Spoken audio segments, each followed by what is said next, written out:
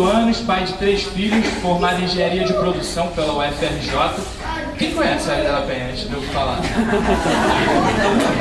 Mas tem uma galera novinha aí que ficou meio na dúvida. A Arely Della Penha é conhecido mundialmente, gente. Ele é humorista, ator, roteirista, o cara também escreve livros.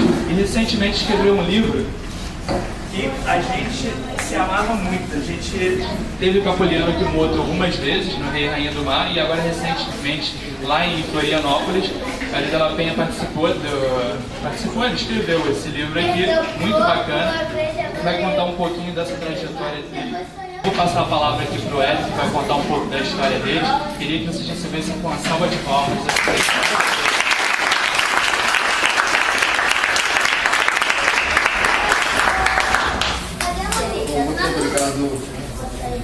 Muito obrigado pela calorosa recepção, muito bom mesmo. Calor grande, né? E olha que o calor não está tanto assim hoje, né? Está tranquilo aqui, deu uma aliviada para chegar. Mas olha, desde quando, em primeiro lugar, desde quando que é o projeto aí? 2011. 2011. Muito bom. A gente começou o projeto lá, os Gladiadores, em 2010, né? Vamos expressar aqui. Bom, pensar lá atrás, primeiro que a gente se conheceu no posto 6, junto nos Gladiadores e Natação no Mar, ali duas iniciativas do Luiz Lima. Mas eu não nasci em Copacabana, não nasci na Zona Sul, sou da Vila da Penha, está mais para cá do que para lá, né? E estudei numa escola pública, na Vila da Penha, quando eu era garoto. Estudei numa escola chamada Desembargador Montenegro, numa outra escola chamada Miguel Ângelo, todas duas na Vila da Penha. Minha primeira professora foi a minha mãe, que é professora primária, foi ela que me alfabetizou. Depois ela me colocou isso foi na escola Miguel Ângelo, depois ela me colocou na Montenegro, que era uma escola que estava mais preparada para capacitar a gente para fazer o que era o ginásio, né? E, enfim, estudando na Montenegro, professores e tal, eu passei para o ginásio, só que passei por uma escola pública, um colégio estadual muito fraco. Minha mãe estava muito insatisfeita com isso, e aí foi procurar uma amiga dela e que incentivou ela a procurar um colégio melhor e tal. E falou, por que você não vai lá no colégio de São Bento? Foi um colégio no centro da cidade, um colégio de elite, né? Só para tipo, filhos de embaixador, senador, essas coisas todas. Minha mãe foi lá, procurou o reitor e conversou com o reitor, chegou lá no colégio, enfim, só tinha branquinho e rico, né? E aí ela foi, conversou, tal, não sei o quê. Depois de muito tempo o reitor falou assim, olha, ele vai fazer uma prova, se ele for bem na prova, ele está aprovado, pode ficar. Já tinha passado o período de aprovação, o período de admissão do São Bento. Fiz a prova, fui bem, mas aí a minha mãe ficou preocupada e falou assim, olha, Lourenço, que era o reitor, Lourenço, eu gostei e tal dos colégios, mas a gente não tem condição de bancar esse colégio, é muito caro e tal. Aí ele falou, olha, se ele for muito bem na prova, a gente dá uma bolsa, não tem problema. Aí ela falou, muito obrigado, Lourenço e tal. Aí quando ela estava saindo assim, falou, olha, só tem uma coisinha que eu queria falar pro senhor. O que foi? É que meu filho, como é que eu vou dizer? Meu filho, ele é preto. Aí o Lourenço olhou para minha mãe e falou, pô, você já imaginava, né, minha senhora?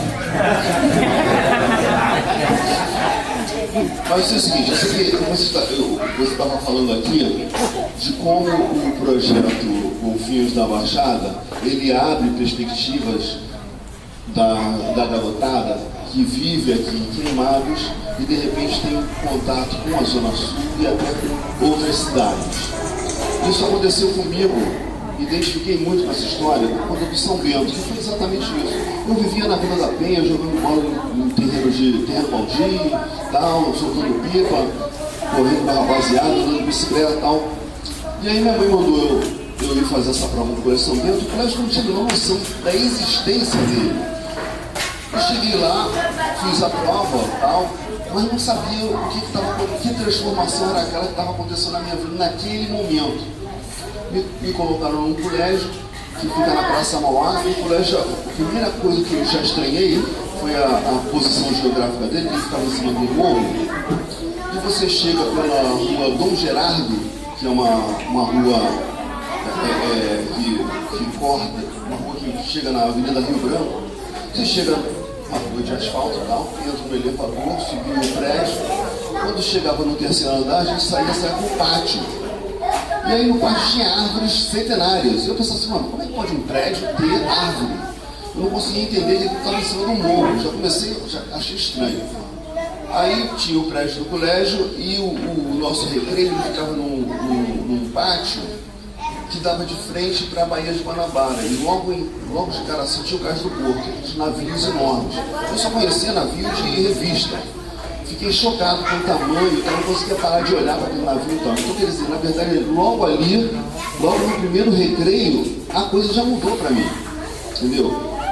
É claro que havia algum desconforto por estar numa situação completamente diferente, né? Então, num outro planeta, né? Se por um lado havia desconforto e tal, eu não posso dizer que havia um preconceito, um racismo, porque na verdade eles não conheciam, nunca tinham tido contato com um menino negro, assim como eu, nunca tinha tido contato com pessoas ricas. Então, na verdade, havia um desconhecimento mais do que um racismo, um preconceito. Eu, pelo menos, enxerguei assim. Por outro lado, aquilo abriu a minha cabeça para uma coisa que é a ambição. Que a ambição sempre foi vista como pecado e tal, e na verdade foi muito positivo, entendeu? Eu comecei a ver assim, não, eu quero essa vida boa. Agora, como chegar nessa vida boa? O que fazer? Como batalhar? Eu só tinha um caminho, né, que era estudar. E ralava mesmo, felizmente, a minha mãe, sendo professora, ela incentivava, perturbava quando eu não queria, encher o saco. Enfim, até dos meus colegas lá da Vila da Penha, quando eles queriam me chamar para jogar uma pelada, ela falou, tá, tudo bem, mas antes vem aqui fazer os exercícios de matemática. Enfim, aí a gente tinha que fazer trabalho extra e tal. Isso, com isso, eu consegui levar com facilidade o São Bento. E do São Bento eu fui fazer, fiz vestibular para engenharia, passei para engenharia no FRJ, me formei em engenharia de produção, mas já no primeiro ano da engenharia, eu não só atuava no movimento estudantil, como começamos a fazer um jornalzinho pequenininho chamado A Caceta Popular, um jornal de humor, que a gente brincava até com o movimento estudantil, brincava com a falta de mulher na engenharia, que na época não tinha mulher fazendo engenharia e tal. Esse jornalzinho a gente começou distribuindo na escola de engenharia, depois a gente começou a vender por que seria hoje R$2. Aí depois a gente começou a fazer uma outra edição, a gente vendeu para toda a Ilha do Fundão e fomos ampliando o alcance do jornal. Depois a gente começou a fazer em offset, ou seja, imprimindo em gráfica, e começamos a vender na praia, nos bares e tal, isso já incorporando outras pessoas. O jornal começou, era eu, o Beto Silva e o Marcelo Madureira, a gente estudava na mesma turma da engenharia. Depois a gente chamou o Bussunda, o Cláudio Manuel, e começamos a fazer esse jornal, vendia na Zona Sul. Como esse jornal estava fazendo sucesso, deu certo e tal, a gente procurou uma editora e transformou o jornal numa revista. E a revista começou a ser distribuída aí sim, em banca, nacionalmente e tal, ficou conhecida. E com isso, a TV Globo, em 1988, eu sou velho, em 88, a TV Globo queria fazer um programa novo de humor, um programa com outros autores, outros atores que não estavam na grade deles, que na época eles faziam o programa Vivo Gordo, do Jô Soares, que tinha saído, o Jô Soares saiu da Globo e foi para o SBT, foi fazer até o programa do Jô, né, de entrevistas e tal. Então a Globo ficou sem um programa de humor, resolveu chamar a gente de fora. Então eles foram procurar quem estava fazendo humor fora da Globo. Um dos grupos era o nosso, e chamou gente de São Paulo, o pessoal fazia cartoon como Angeli não, mas o Laerte, o Glauco e tal, o pessoal fazia quadrinhos em São Paulo. pessoal também fazia um que era um chamado Teatro Besterol, que era o Pedro Cardoso, era o Miguel Falabella, todo mundo era autor do TV Pirata. E os atores eram Cláudia Raia, Neila Torraca, Marco Lumini, Débora Bloch, Diogo Vilela, Guilherme Caran, enfim, uma galera top. Chamaram a gente para ser roteirista. E a gente ficou muito empolgado com essa coisa de... Enfim, havia essa possibilidade, olha, vamos fazer um teste aí e tal. A gente tinha que mandar alguns esquetes, que são os quadros roteirizados, né? Para ver se a gente dava para aquele negócio. Cara, a gente não podia perder essa oportunidade. Eu trabalhava como engenheiro numa empresa chamada Promon Engenharia, na Praia do Flamengo. Mas eu estava muito insatisfeito com a minha carreira, não era exatamente aquilo que eu queria fazer. Por outro lado, não abandonava porque era aquela maneira que eu tinha de financiar a minha vida, até de bancar, né? Bancar o prejuízo dos jornalzinhos, enfim, o meu dia a dia. Enfim, eu sei que com isso eles falam para a gente mandar alguns esquetes. A gente sentou 10 dias, fizemos, sei lá, mais de 50 esquetes. Não perder aquele bom de jeito nenhum. E realmente aí a gente foi contratado. E isso, além da gente, tinha um outro grupo que fazia um jornal chamado Planeta Diário, que era da mesma editora que a gente. A gente conhecia tal, o Hubert, o Reinaldo faziam parte dele. E logo de cara, a gente se juntou e começou a fazer um show.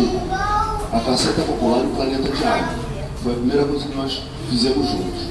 Esse show deu certo, foi andando, até que a gente juntou tudo e virou Caceta Planeta.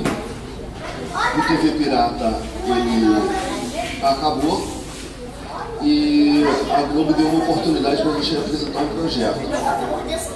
Esse projeto foi o Caceta Planeta Urgente. Então a gente, que era redator, apresentamos um projeto onde nós estávamos na frente das câmeras. E daí começou uma vida onde as pessoas mais nos conheciam, que é justamente na frente da câmera. Muita gente, inclusive, acredita que a gente, vocês eram atores de teatro, não. Então a gente começou no texto, começou escrevendo, sabe? E só depois a gente foi para frente das câmeras. Então, quer dizer, é um processo muito longo. A gente ficou 10 anos fazendo um jornalzinho, sem ter nenhuma profissão, nenhuma remuneração do humor. Eu trabalhei durante 6 anos como engenheiro, já era o final da história, mas durante 10 anos a gente fez o jornal. De 1978, no momento que a gente começou, Marco Zero no Caceta Popular, até 88, quando a gente conseguiu esse emprego na TV Globo, a gente trabalhava com aquilo por uma paixão, uma loucura lá, uma vontade louca. A gente já estava quase desistindo quando surgiu essa oportunidade. Então, as pessoas, de uma hora para outra, começaram a nos ver na televisão e falaram, pô, mas de repente vocês fizeram sucesso. Aí tem até um ditado que fala assim, o sucesso repentino, ele leva mais ou menos uns 10 anos. Então é isso, eu queria passar, assim, basicamente, primeiro, persistência. Você não deve nunca desistir do que você quer, entendeu? Por mais difícil que seja, por mais doloroso mesmo, entendeu? Tem um dia que você está empolgado e vem nadar feliz e tal. Tem aquele dia que você não está com muito saco, mas nesse dia você não pode faltar. Porque nesse dia você vai ser recompensado com a saída do treino, né? Você chega de saco cheio, todo mundo que treina sabe disso, eu não estou afim, mas vou lá. Aí quando você sabe, pô, ainda bem que eu vim, que legal. Então, quer dizer, essa persistência, tanto no esporte quanto na vida profissional, é fundamental. E eu não tinha essa relação de criança com o esporte. Minha coisa com o esporte era super diletante, jogar uma pelada aqui e ali. Aprendi a nadar quando eu tinha 10 anos, porque o meu irmão mais novo, meu irmão que tinha 8, ele estava com bronquite, aí o médico falou para minha mãe para levá-lo para natação, ela aproveitou e me levou também. Então eu já era mais velho na turma, sabe, o galalau da turma, já era uma situação desagradável. que eu era grande e ruim, né? Então eu ficava incomodado com aquilo. Meu irmão, que era mais novo que eu, nadava melhor do que eu. E tinha uma coisa que hoje foi superado pelos professores como o André e tal, que é o estímulo. Na época não havia, o estímulo era só para a garotada que ia competir. Então o cara que estava aprendendo, ele só tomava uma chicotada, ele xingava, falava assim, você é um merda, não sei. Então no fim das contas ele desestimulou muito, não tinha a menor vontade de ir para a natação. Meu pai, a gente fazia natação no Olaria, morava na Vila da Penha, meu pai levava de carro e eu ficava torcendo pro pneu furar, o carro quebrar. E era um carro velho, era fácil de quebrar, né? Aí quando estava chegando mais perto, eu torcia para ele não quebrar, para a gente não ter que andar ainda para ir antes de nadar, né? Mas enfim, eu sei que foi uma guerra, eu aprendi a nadar aos trancos e barrancos, nadava mal, e depois larguei aquilo, depois que peguei o canudo de nadador, parei com aquele negócio, tinha saco. Vim retomar a natação quando tive filho e botei meu garoto com 6 meses para fazer natação numa escolinha na Barra. E aí eu vi que tinha uma piscina onde estavam os coroas nadando lá. Eu falei, ué, pô, de repente aqui eu consigo aprender de fato a nadar, né? Melhorar o estilo e tal, enfim, aprender realmente.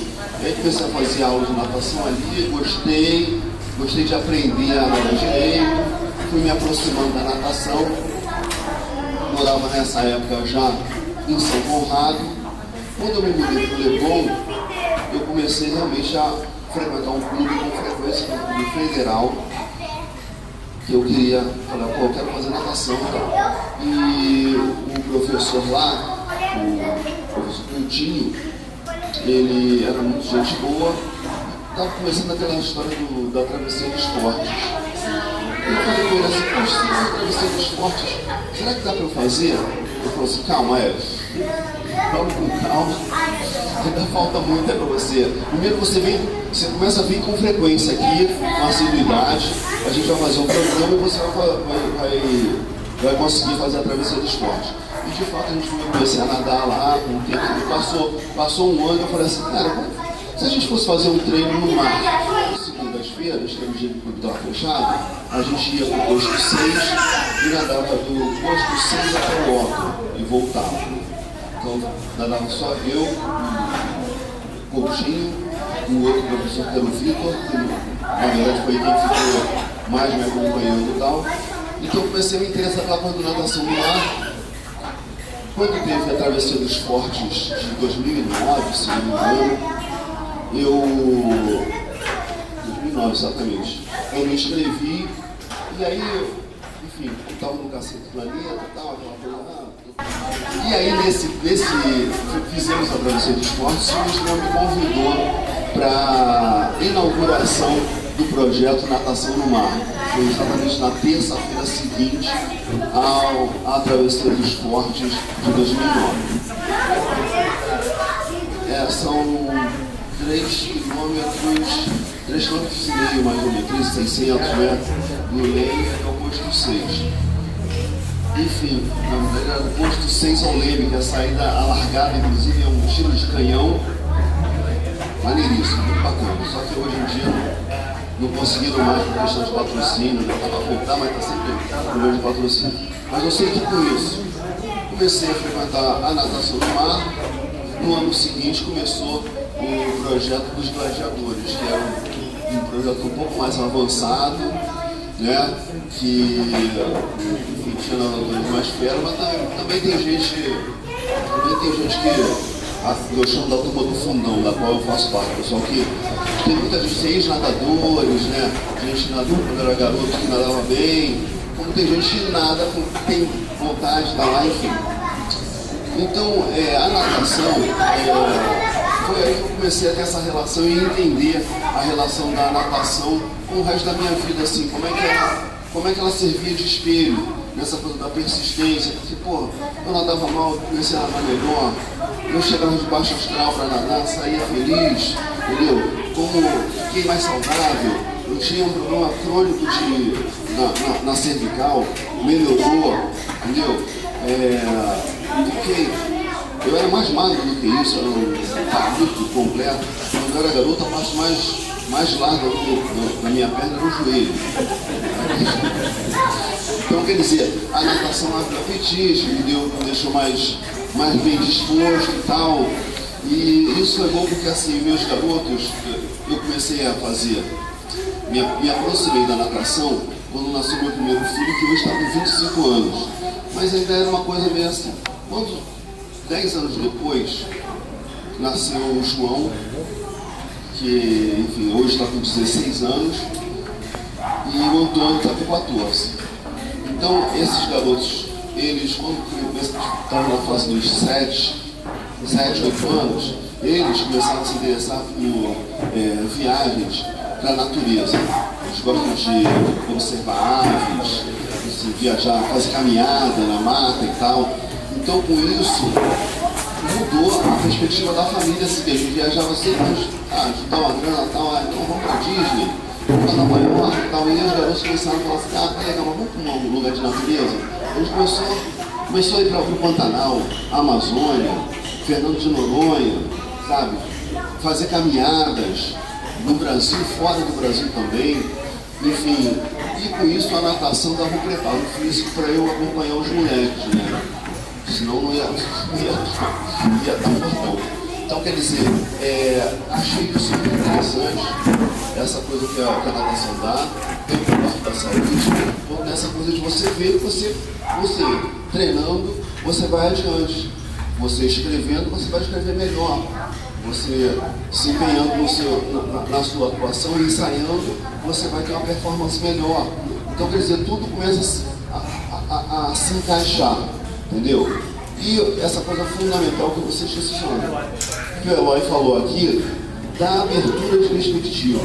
Fundamental, entendeu? Porque você mora aqui nessa região e vive aqui e acha que a vida é só isso e está satisfeito.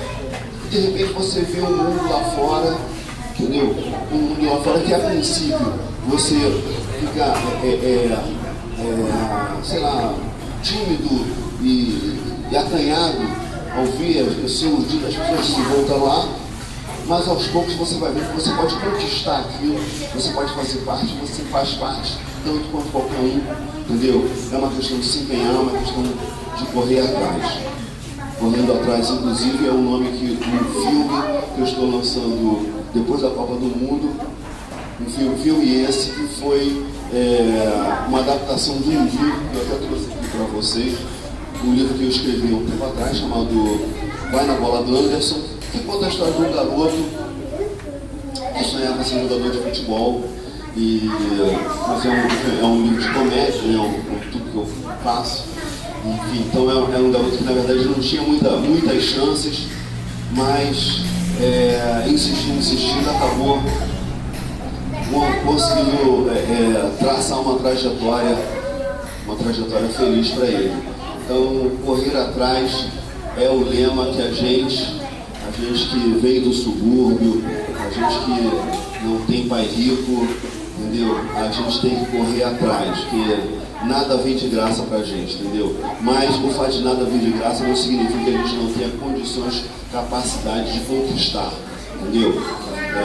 Depende de muita coisa, muitas vezes depende de sorte, depende de contatos, depende de relações que você vai formando. E essas relações vai se formando a partir de um contato honesto, sincero e você mostrando empenho, mostrando força de vontade, as coisas tendem a acontecer, tá? Era isso que eu queria falar para vocês, não vou me estender mais para isso.